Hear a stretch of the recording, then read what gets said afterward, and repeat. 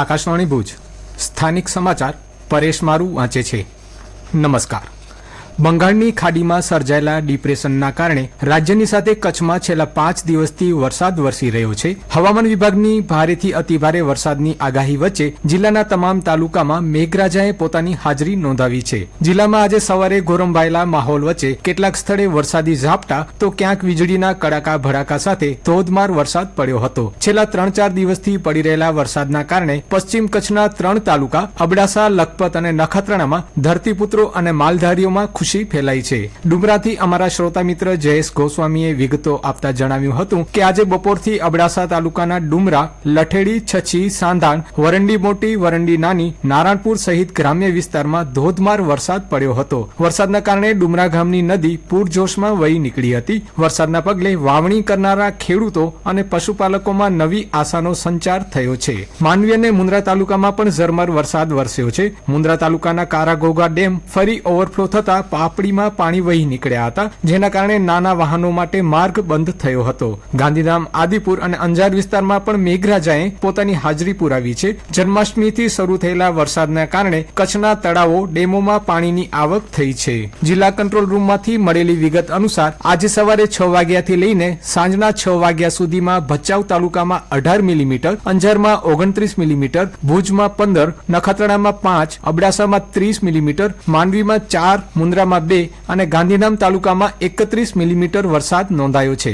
અબડાસા તાલુકામાં સૌથી વધુ 39 મિલીમીટર વરસાદ પડ્યો છે। જિલ્લામાં અત્યાર સુધી મોસમનો સૌથી વધુ વરસાદ માંડવી તાલુકામાં 490 મિલીમીટર એટલે કે 19 ઇંચ નોંધાયો છે।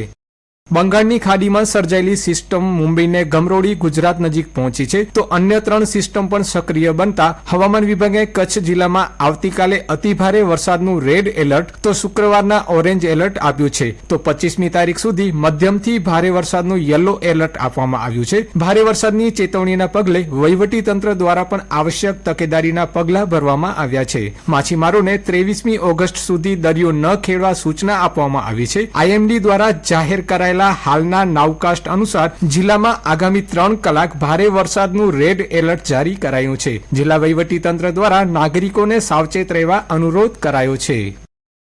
પૂર્વ પ્રધાનમંત્રી રાજીવ ગાંધીની જન્મજયંતિ સદભાવના દિવસ તરીકે મનાવવામાં આવી રહી છે। એ નિમિત્તે કોંગ્રેસની વિદ્યાર્થી પાંખ NSUI દ્વારા ભુજના ટાઉન હોલમાં તેજસ્વી વિદ્યાર્થી સન્માન સમારોહ યોજાયો હતો, જેમાં જિલ્લા કોંગ્રેસ પ્રમુખ VK હુંબલ સહિત અગ્રણીઓ ઉપસ્થિત રહ્યા હતા અને તેજસ્વી વિદ્યાર્થીઓને તેમની સિદ્ધિ બદલ અભિનંદન આપ્યા હતા।